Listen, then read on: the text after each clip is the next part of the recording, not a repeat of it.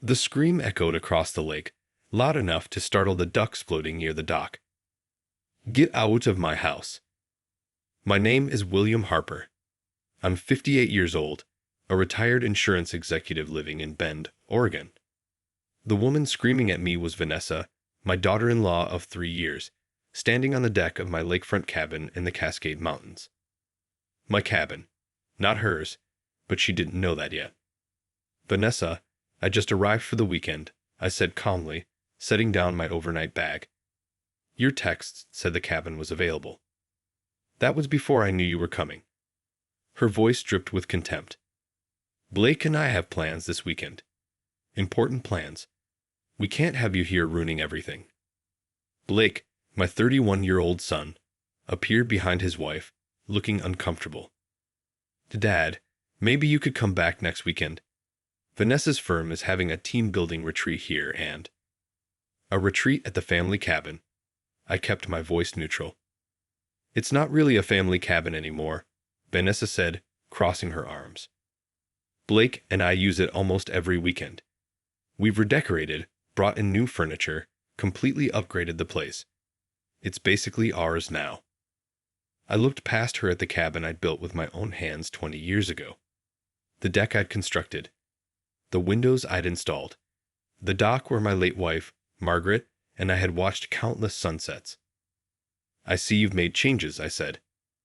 "Improvements," Vanessa corrected. The place was so dated. All that rustic nonsense. "We've made it sophisticated, modern, suitable for entertaining." Through the open door, I could see what she meant.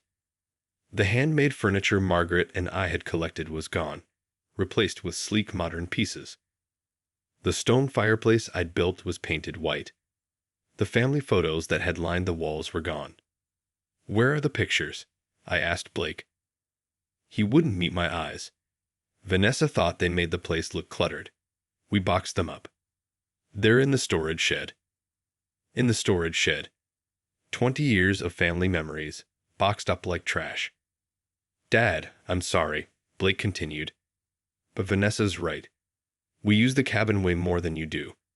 Maybe we should talk about making this arrangement more official." "What kind of arrangement?"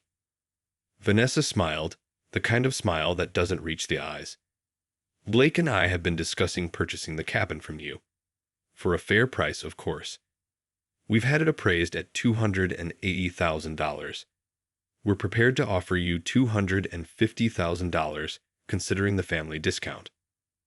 I almost laughed. The cabin sat on 5 acres of prime lakefront property. The land alone was worth $400,000, never mind the 3-bedroom custom-built home with its massive stone fireplace, wrap-around deck, and private dock. "That's generous," I said, my voice carefully controlled. "Let me think about it." "While you're thinking, you need to leave," Vanessa said. "My colleagues will be here in 2 hours, and I can't have you hovering around making everything awkward." "Vanessa." Blake started, but she cut him off. "No, Blake. Your father needs to understand boundaries. This is our space now. He can't just show up whenever he wants." I looked at my son, the man who'd helped me build this cabin when he was 11 years old. Who'd learned to fish from this dock. Who'd scattered his mother's ashes in the lake after she died. "What do you want me to do, Blake?" He shifted uncomfortably. "Maybe just come back next weekend, Dad. We'll have everything sorted out by then." I picked up my overnight bag. "All right, I'll leave." Vanessa's smile widened. "Thank you for being reasonable." I walked to my truck, loaded my bag, and drove down the gravel road away from the cabin. In my rearview mirror, I saw Vanessa watching me go, triumph written across her face. I just smiled. She had no idea what was coming. The drive back to Bend took 90 minutes. I spent it thinking about the past 3 years, about the warning signs I'd ignored. Blake had met Vanessa at a tech conference in Portland. She worked for a marketing firm, came from money, had expensive tastes, and strong opinions about how things should be done. They married after 6 months of dating, a lavish affair at a country club her parents paid for. From the beginning, Vanessa made it clear She found my modest lifestyle beneath her standards. My 3-bedroom house in a middle-class neighborhood wasn't impressive enough. My 10-year-old truck was embarrassing. My casual dress and simple tastes were evidence of my lack of sophistication. Blake changed after marrying her. He started wearing designer clothes he couldn't afford, bought a BMW on a loan with payments that strained his budget, and stopped visiting me at my house, insisting we meet only at restaurants Vanessa approved of. I told myself it was just an adjustment period, that Blake was finding his way in a new marriage, and that I should give them space to build their life together. But the cabin was different. The cabin was sacred. Margaret and I had bought the land in 1998 with money we'd saved for years. We designed the house ourselves, hired local contractors, and spent every weekend for 2 years building our dream retreat. Blake had been part of it all, learning carpentry and masonry, understanding what it meant to build something with your own hands. After Margaret died 5 years ago, the cabin became even more important. It was where I felt closest to her, where I went to think, to grieve, to slowly heal. Blake knew this. He'd scattered Margaret's ashes with me. He'd sat on the dock through long nights while I cried. He promised to always honor his mother's memory. And now Vanessa was erasing that memory, redecorating and rebranding the cabin like it was just another piece of real estate. I pulled into my driveway and sat in the truck for a long moment. Then I pulled out my phone and made a call. "Bill, it's good to hear from you," said Thomas Wright, my attorney. "What can I do for you?" "I need to review the cabin property documents. All of them." "Is there a problem?" "Let's just say I need to clarify some ownership issues." Thomas' office was downtown, in a building that still had character despite the tech boom trying to modernize everything. He met me with a thick folder of documents. "The cabin and land are solely in your name," he said, spreading papers across his desk. "Purchased in 1998, paid off in 2007. No mortgage, no liens, no encumbrances. Market value is probably around $750,000 now, given the location and recent sales in the area." $750,000, I repeated. Vanessa had tried to buy it for $250,000. "Does Blake think he has ownership?" Thomas asked. "His wife seems to think they do, or that they should." Thomas leaned back in his chair. "Bill, I'm going to ask you something as a friend, not as your lawyer. What do you want to happen here?" "I want my son to remember who he is, who he was before Vanessa convinced him that money and status matter more than family and integrity. And if he doesn't remember, then I want him to learn an expensive lesson about assumptions and entitlement." Thomas nodded slowly. "What's your plan?" "I need you to draft a formal lease agreement, market rate for a property of this caliber. And I need documentation showing that Blake and Vanessa have been using the property without any legal agreement or my explicit permission. You're going to charge your son rent. I'm going to show him that nothing in life is free. That respect and gratitude matter. That you don't erase your mother's memory to impress your wife's colleagues." Thomas started taking notes. "How far are you willing to take this?" "As far as I need to." Over the next week, I stayed away from the cabin. Blake texted twice, asking if I'd thought about their generous offer. I didn't respond. Vanessa posted photos on social media showing the cabin's interior, hashtagging them with things like #OurWeekendEscape and #LakeHouseLife. Comments from her friends praised the sophisticated renovation and asked if it was available for rent. That last part gave me an idea. I called Thomas. "Can you research short-term rental regulations for the county?" "Planning to turn it into an Airbnb?" "Just exploring options." The regulations were interesting. Short-term rentals were legal but required permits, regular inspections, and adherence to strict capacity limits. Properties used as short-term rentals without proper permits could face fines of up to $5,000 per violation. I saved that information for later. On Thursday, Blake called. "Dad, we need to talk about the cabin." "All right." Vanessa and I have been discussing it, and we really think buying it from you makes sense. We take good care of it, and you have capital to invest, travel, or do whatever you want. What would I do for a weekend retreat? You could come visit us at the cabin whenever you want, as our guest.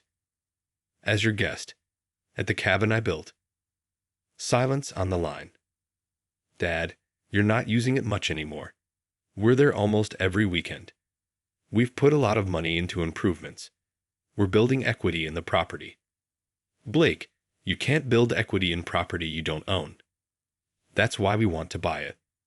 Look, Vanessa's parents are willing to help us with the down payment. We could close quickly, have everything settled by the end of the month. What's the rush? More silence, then. Vanessa's been telling people we own the cabin. Some of her clients, her colleagues. It's a little embarrassing now that they know we're still negotiating. She told people she owns property that belongs to me. She didn't mean anything by it. She just assumed we'd work it out. I closed my eyes, thinking about Margaret, about what she'd say if she were here. She'd always been gentle with Blake, always giving him the benefit of the doubt. But she'd also been firm about integrity and honesty. Tell Vanessa to stop telling people she owns my cabin, I said. And tell her to stop posting photos on social media claiming it's yours. Dad, that's unreasonable. Those are my terms. Take them or leave them. I hung up. 10 minutes later, Vanessa called. I let it go to voicemail. Her message was a masterpiece of manipulation and fake sweetness. William, I think there's been a misunderstanding. Blake and I love the cabin, and we're so grateful you've let us use it. We've tried to honor Margaret's memory by taking care of it. All we want is to make this arrangement official so there's no confusion. Please call me back so we can discuss this like adults. I deleted the message. Friday evening, I drove back to the cabin. Unannounced. I had every right to be there. It was my property, but I wanted to see what I'd find. The place was full of people. Cars lined the driveway. Music poured from the open windows. Through the glass, I could see 20 or 30 people milling around with drinks, laughing and talking. Vanessa was holding court on the deck, gesturing dramatically as she told some story. Blake was manning the grill, playing host. I parked at the bottom of the driveway and walked up. The conversation died as people noticed me. Vanessa's smile froze. William, what are you doing here? I own this property. I don't need an invitation. We're in the middle of a party. You can't just show up. Actually, I can. What I can't do is allow you to use my property for commercial purposes without proper permits. Her face went pale. What are you talking about? You've been posting on social media about this being your property. You've been bringing clients here. This looks a lot like an unlicensed short-term rental operation. That's ridiculous. These are friends. Are they? I looked at the crowd. Because several of them are tagged as your marketing firm colleagues. And you posted yesterday about hosting clients at the lake house. That's commercial use, Vanessa. Blake set down his grilling tongs and walked over. Dad, what's going on?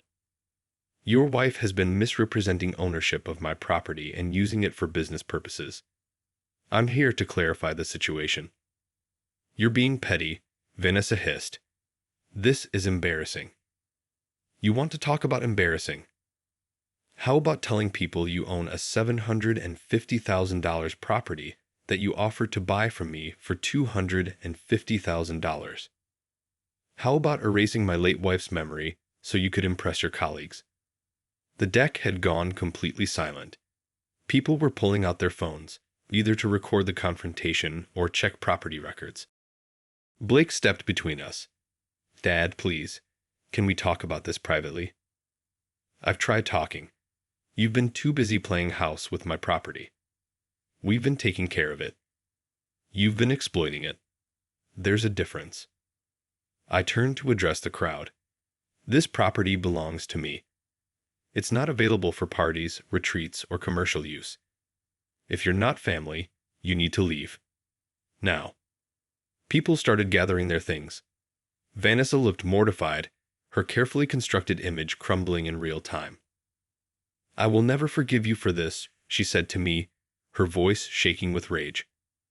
"I don't need your forgiveness. I need you to stop treating my property like it's yours." Blake grabbed my arm. "Dad, you're destroying my marriage." "No, son. Your wife's entitlement and dishonesty are doing that. I'm just shining a light on it." Within 20 minutes, the cabin was empty except for Blake, Vanessa, and me. Vanessa was crying angry tears. Blake looked devastated. "Here's what's going to happen," I said. "I'm reclaiming full use of this property. If you want to visit, you'll ask permission first. The key you have will be changed. The furniture you bought stays. Consider it a gift. But the family photos go back on the walls. Margaret's memory gets restored to this place." "You can't do this," Vanessa said. "I absolutely can. It's my property." "Blake, are you going to let him treat me this way?" Blake looked between us, trapped. "Dad, maybe if we all just calm down." I am calm. I'm also done being taken advantage of. I walked to the storage shed and found the boxes of family photos. I carried them back into the cabin and started hanging pictures. Margaret smiling on the dock, Blake as a boy holding his first fish, the two of us building the fireplace. Vanessa watched with disgust. This is pathetic. Clinging to the past instead of embracing the future. The past is what built this place. The future doesn't exist without it. I finished hanging the photos and turned to Blake. "Your mother and I built this cabin for our family, for peace, for connection, for remembering what matters. When you're ready to honor that, you're welcome here, but not before." I left them standing in the cabin, surrounded by memories they tried to erase. The drive home felt lighter somehow, like I'd been carrying a weight I hadn't realized was there. The next morning, Blake showed up at my house. Alone. "Can we talk?" he asked. We sat on my back porch with coffee. Blake looked exhausted. "Vanessa's furious," he said. "She thinks you humiliated her on purpose." I clarified property ownership. If she feels humiliated, that's on her. "She's talking about hiring a lawyer. Claiming you gave us verbal permission to use the cabin, that we've established some kind of tenant's rights. Let her hire a lawyer. They'll tell her she has no case." Blake set down his coffee cup. "When did everything get so broken between us?" "When you started letting your wife make decisions that disrespected your mother's memory and my property rights. I didn't think you'd care. You barely use the cabin anymore." "That's not the point, Blake. The point is assuming instead of asking. Taking instead of requesting. Erasing instead of honoring." He was quiet for a long moment. "Vanessa comes from a different world than we do. Her family has money. They have a vacation home in Maui, a condo in San Diego. She's used to a certain lifestyle. Then she should maintain that lifestyle with her own money and property, not by taking mine. I love her, Dad." "I know you do. But love doesn't mean abandoning your values or your family. Your mother would be heartbroken seeing what's happened." Blake's eyes filled with tears. I'd miss her so much. Sometimes I go to the cabin just to feel close to her again. "Then why did you let Vanessa erase her?" "Because Vanessa said we needed to build our own memories instead of living in yours. That the cabin needed to represent our future, not your past." "Blake, the past and future aren't enemies. They're connected. You honor the past while building the future. You don't destroy one to create the other." "I know. I wanted to make Vanessa happy. She was so excited about renovating the cabin, making it our own. I didn't realize she was being disrespectful. Or you didn't want to realize it." He nodded slowly. "What happens now?" "That depends on you. What do you want to happen?" "I want my wife and my father to get along. I want to use the cabin without it causing World War IA. I want things to go back to normal." Normal ended when Vanessa started claiming ownership of property that isn't hers. But we can build a new normal if everyone agrees to some boundaries. Like what? I went inside and got the documents Thomas had prepared. Like this. A formal usage agreement. You and Vanessa can use the cabin up to 12 weekends per year, scheduled in advance. No commercial use, no claiming ownership, no more unauthorized renovations. In exchange, I'll maintain the property and cover major expenses. Blake read through the document. This feels so formal. Formal protects everyone. No more assumptions. No more confusion. Vanessa's going to hate this. Vanessa needs to learn that she can't have everything she wants just because she wants it. This is a reasonable compromise. Take it or leave it. Blake took the document. I'll talk to her. 3 days passed with no word from Blake or Vanessa. Then, on Thursday, I received a certified letter from an attorney.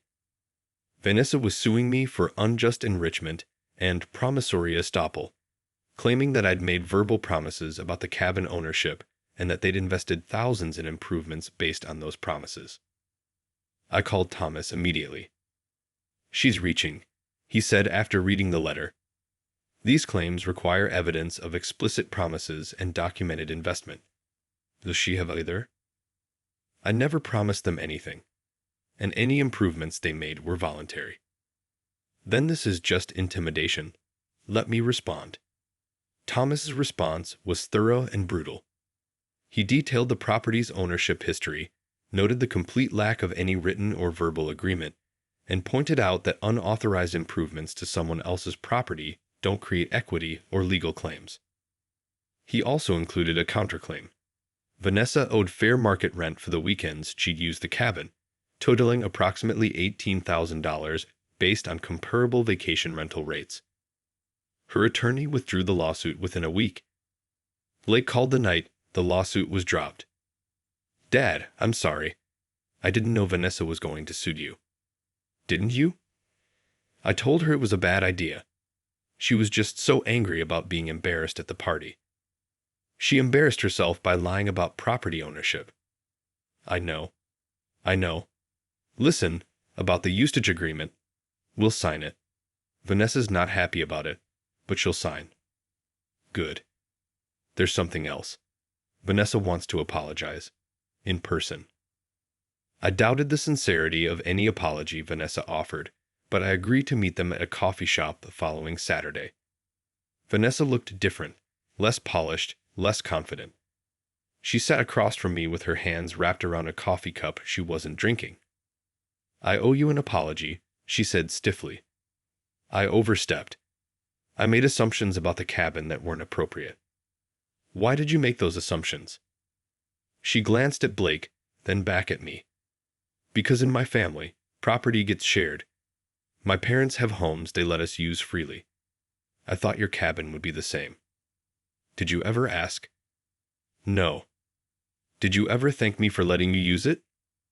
Her silence was answer enough. Vanessa, I don't know you very well, but I know you love my son. And I know you come from a world where money and property are handled differently than I handle them. But this cabin isn't just real estate. It's where I built memories with my wife, where we raised our son, where I go to remember her. I didn't understand that. Because you didn't ask.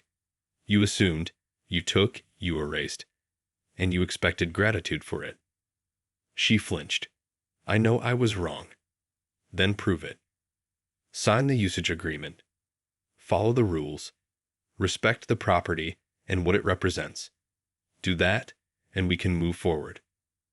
Vanessa signed the agreement that day. So did Blake. Thomas notarized it, and it became legally binding. Over the next few months, Blake and Vanessa used the cabin according to the schedule. They asked permission, showed up when expected, and left the place clean. The family photos stayed on the walls. It wasn't warm or friendly, but it was functional. In December, Blake called. Dad, Vanessa's pregnant. Congratulations. We're due in June. We wanted you to know. I appreciate that. We've been talking about the cabin, about bringing the baby there, making new family memories. That sounds nice. Vanessa wants to apologize again. Really apologize, not just say the words. A week later, I met them at the cabin. It was the first time I'd been there since the confrontation. The place looked good. They'd been taking care of it. Vanessa was showing, maybe 4 months along. She looked softer somehow, less sharp-edged. "Thank you for meeting us," she said. "I wanted to show you something." She led me inside. On the mantel, next to the family photos I'd rehung, was a new frame. It held a sonogram image with a handwritten note. "Future memories at Grandma Margaret's cabin." I felt something crack in my chest. "We want our child to know their grandmother through this place," Vanessa said. "To understand what she built, what she meant. I was wrong to try to erase her. I'm sorry." I looked at Blake. He nodded. "We mean it, Dad. We want to do better." We spent that weekend at the cabin together. Vanessa asked questions about Margaret, about how we built the place, about family traditions. She was trying, genuinely trying, to understand what she'd almost destroyed. On Sunday evening, as we sat on the deck watching the sunset, Vanessa said something unexpected. "My parents have always had staff manage their properties: cleaners, gardeners, managers. Everything is transactional. I realized I was treating your cabin the same way, like it was just another piece of property to manage and control. And now I understand it's a home. Homes aren't managed. They're lived in, cared for, respected. That's a good lesson to learn before becoming a parent." She smiled. "I have a lot of lessons to learn. Blake's been teaching me." Blake reached over and took her hand. "We're learning together." The baby was born in June, a girl they named Margaret Rose. They called her Maggie. I held her for the first time in the hospital, this tiny person carrying my late wife's name, and felt the weight of legacy settle over me differently. Not as a burden, but as a continuation. "She's beautiful," I said. "We want to bring her to the cabin when she's old enough," Blake said. "Start building those memories." "I'd like that." Over the next year, Maggie became a regular at the cabin. Blake and Vanessa would bring her on weekends, and I'd often join them. We'd sit on the deck while Maggie napped, talking about everything and nothing, slowly rebuilding what had been broken. Vanessa was different as a mother, more patient, more humble, more willing to listen. She asked about Margaret constantly, wanting Maggie to know her grandmother through stories. One evening, she found me alone on the dock. "Can I ask you something?" she said. "Of course." "Why did you fight so hard for the cabin? It would have been easier to just sell it to us and be done." I thought about how to answer. Because some things aren't about money or ease. They're about principle. About teaching people that respect matters, that memory matters, that you can't just take what isn't yours and expect no consequences. You were teaching me. I was teaching both of you. Blake needed to remember who he was. You needed to learn that not everything can be bought or claimed. It was an expensive lesson. The best ones usually are. She was quiet for a moment. "Thank you. For not giving up on us. For fighting for what mattered, even when it would have been easier to walk away. You're family now. Family fights for each other, not against each other. I'm still learning what that means." So are we all. 2 years after the confrontation, Blake and Vanessa bought their own vacation property, a small cabin an hour north. Nothing fancy, but theirs. They worked on it together, building and renovating, creating their own space. But they still came to my cabin regularly. Still brought Maggie to splash in the lake and hear stories about her grandmother. Still honored the agreements we'd made. One weekend, I found Vanessa hanging a new photo on the wall. It showed 4 generations. Margaret in an old picture, me, Blake, and Maggie. "Is this okay?" she asked. I wanted Maggie to see the connection. It's perfect. I was thinking, when Maggie's older, maybe we could add a plaque. Something about Margaret building this place. About it being a family legacy. She'd like that. 3 years after that terrible confrontation, I stood on the deck with Blake while Maggie, now 3 years old, played in the shallow water near the dock. Vanessa was pregnant again, due in the fall. I was thinking about that day, Blake said, when you kicked everyone out of the party. I didn't kick them out. I clarified property ownership. He laughed. Dad, you absolutely kicked them out. And you were right to do it. You think so now? I thought so then, deep down. I just didn't want to admit it. Vanessa had me convinced that modernizing and upgrading was what mattered. That the past was holding us back. What changed your mind? Maggie. Watching her play where I played as a kid. Knowing she'll scatter her grandmother's ashes here someday, just like I did. Understanding that some things are worth preserving exactly as they are. The cabin's not exactly as it was. Vanessa did make some good improvements, but the heart of it remains. The memories, the meaning, the connection to Mom. That's what you fought for. That's what I'll always fight for. That fall, Blake and Vanessa had a son. They named him William. I held baby William in the cabin's rocking chair, the one Margaret and I had brought from our first apartment, and felt the circle complete itself again. Blake took a photo. Me holding my grandson in my late wife's chair, in the cabin we'd built together, surrounded by family photos spanning 4 generations. This is what it's about, he said quietly. This is what you were protecting. This is what's worth protecting, I corrected. Vanessa came and sat beside me, watching her son sleep in my arms. I used to think legacy was about money and property, about what you could buy and own. And now I know it's about what you build and who you become. About the values you pass down and the memories you create. That's wisdom worth having. I learned it from you, the hard way. The best lessons usually come the hard way. 5 years after that confrontation, the cabin remains in my name. Blake and Vanessa use it regularly, always respectfully, always gratefully. They've added their own touches. A sandbox for the kids, a better rope swing, solar panels on the roof. But always with my permission, always honoring the cabin's original spirit. Maggie is 7 now, learning to fish from the same dock where Blake learned. William is 3, collecting rocks along the shoreline like his father did.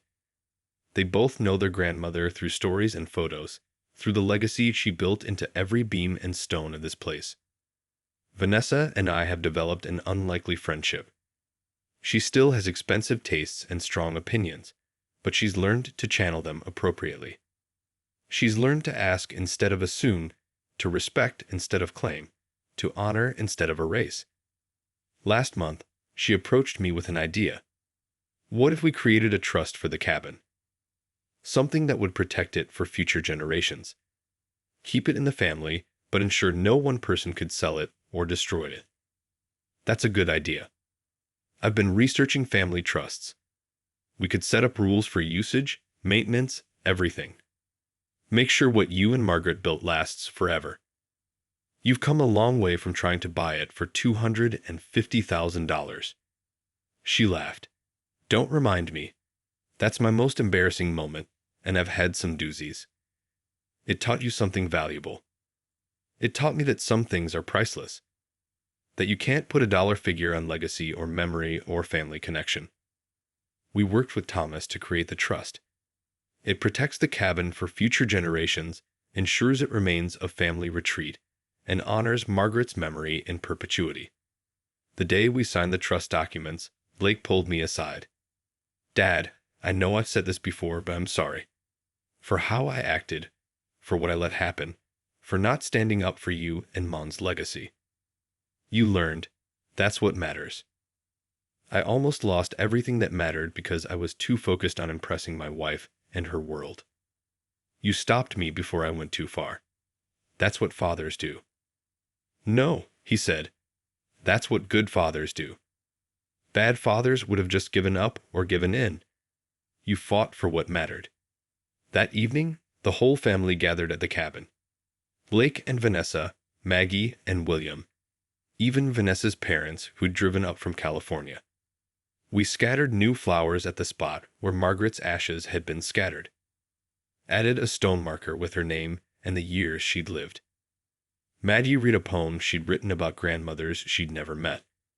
William placed a drawing on the memorial, his interpretation of Margaret based on photos and stories. As the sun set over the lake, casting golden light across the water, I stood on the deck with my family around me. This place, this sacred space, would continue long after I was gone. Protected by trust documents and family agreements, yes, but more importantly protected by the lessons learned and the values passed down. Vanessa had tried to claim what wasn't hers. She tried to erase memory and impose her vision. And in stopping her, I taught everyone something valuable about respect, about legacy, about what truly matters. The cabin stood behind us, solid and enduring. Built by love, protected by principle, passed down through generations who would honor what it represented. That was worth fighting for. That was worth any confrontation, any conflict, any difficult conversation. Because some things are bigger than property or money. Some things are worth protecting at any cost. And this cabin, this legacy, this connection to Margaret, and everything we'd built together, that was everything.